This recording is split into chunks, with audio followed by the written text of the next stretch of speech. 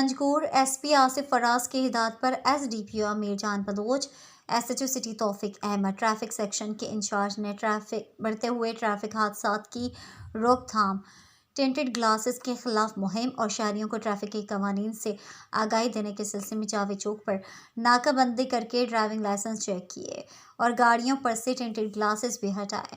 SDPO मीरजान Bloch SHO city ने सहाफ़ियों से गुफ्तगू करते हुए कहा कि ये मुहिम शहरियों की सेफ्टी के लिए है। पंजगुर सिटी में गाड़ियों की तादाद में इजाफा की वजह से ट्रैफिक के मसाइल पैदा हुए हैं, जिसकी वजह से रोज़ाना की बुनियाद पर हादसात भी हो रहे हैं। इसकी एक बड़ी वजह गैर तरबियत याफ्ता ड्राइवर भी हैं।